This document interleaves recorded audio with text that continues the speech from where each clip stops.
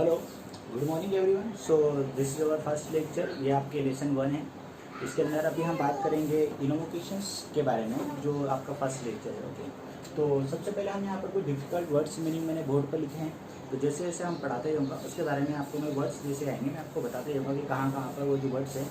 तो आप lecture start होने से पहले या तो आपके पास बुक हो तो आप बुक में पेंसिल ले लीजिए, और अगर आपके पास बुक नहीं हो तो एक रफ कॉपी ले लीजिए, ठीक है। और उसके सामने जो भी डिफिकल्ट वर्ड्स मीनिंग आएंगे वो आपको लिखना है, ठीक है। और उनको आपको रोज डेली लर्न भी करना है। इसके क्वेश्चन आंसर अभी अपन इसके बाद देखते हैं, ठीक है। तो देखिए, सबसे पहला जो लेसन है उसका नाम है आपका इनोवोकेशन।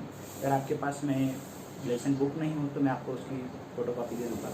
तो पहला लेसन है आपका इनोवोकेशन। जो इनोवोकेशन जो लेसन है एक प्रकार की प्रेयर है, और ये कोई राइटर के द्वारा लिखी गई नहीं है, ये एक वेदास से लिखी गई है। वेदास जैसे 3-4 वेदास होते हैं, यजुर्वेद, सामवेद, है ना, ऋग्वेद, इस तरीके से। तो ये अथर्ववेद से ली गई है। ये उसका एक ट्रांसलेशन है उस बुक का। तो देखिए, सबसे पहले की जो इसकी लाइन है उसको मैं पढ़कर आपको बताता हूँ कुछ लिखने का क्या लिखा हुआ है इसमें एक्चुअल में। द 4 वेदास, जो 4 वेदास है अलग अलग टाइम में लिखे गए हैं, 1500 सेंचुरी से 500 BC तक के। BC का मतलब होता है आपका the birth of Christ. Rigveda है, यजुर्वेद है, सामवेद है और अथर्ववेद है।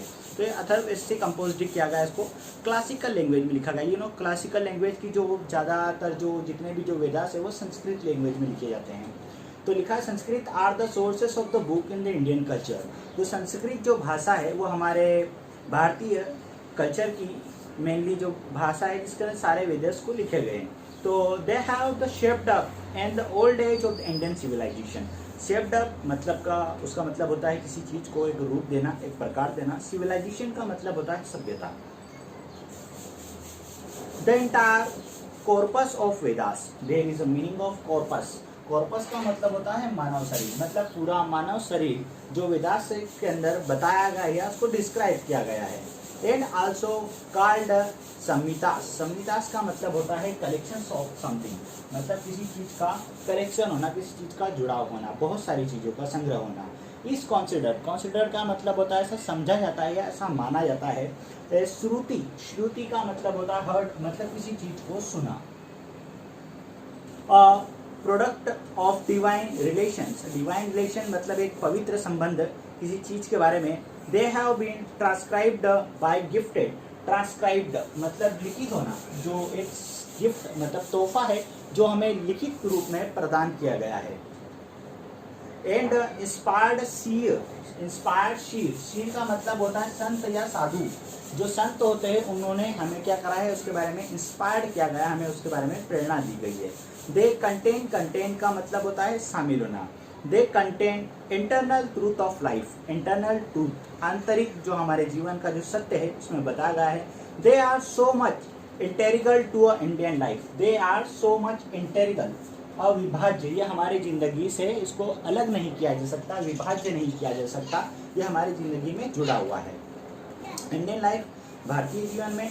And thought of the pattern, thought of pattern ये विचारों का समूह है। They this earliest documented texted in the subcontinent and the remain of the contemporary as ever. ये सारी चीजें जो उस समय से अभी तक के शामिल है और जिसको अर्लियर टाइम मतलब पहले से लेकर अभी तक के इनका इस्तेमाल किया जा रहा है। Even today, even today means आज भी। This works are recited, recited का मतलब होता है किसी चीज को पढ़ना या उसका पाठ करना, बार बार पढ़ना। तो मतलब वो उस समय से लिखा गया है लेकिन अभी तक के उन चीजों को पढ़ा जा रहा है, उनके ऊपर पाठ किया जा रहा है।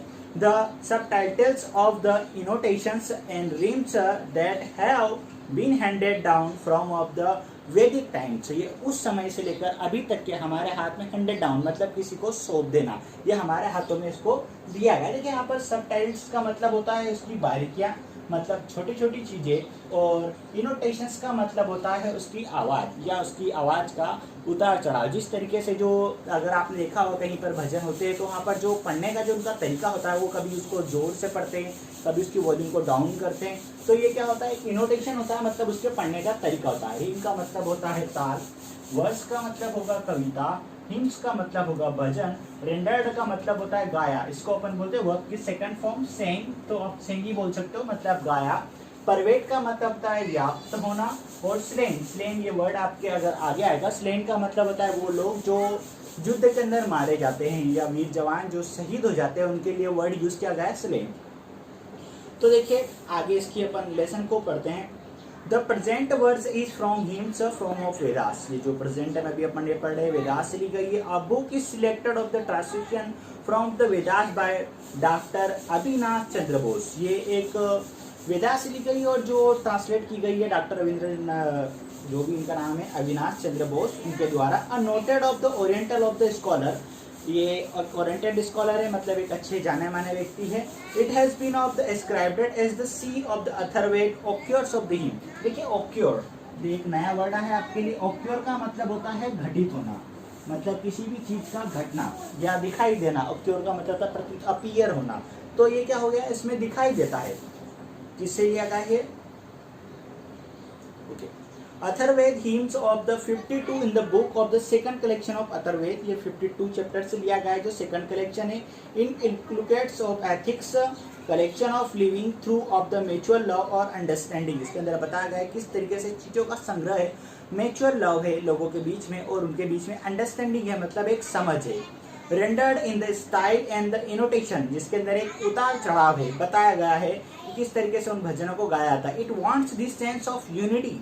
ये क्या है? ये चाहता है कि आपके बीच में एकता का सेंस हो। टू प्रोवाइड और not only among this own people but also regards to others. ये बताना चाहता है कि ये सिर्फ हमारे लोगों के लिए नहीं बल्कि अदर्स। अदर्स का मतलब होता है दूसरे लोग। तो ये दूसरे लोगों के लिए भी जो है हमें ये हमारे बीच में अंडरस्टैंडिंग और लव बताना चाहता है। नेक्स्ट लाइन को पढ़ते हैं इसकी।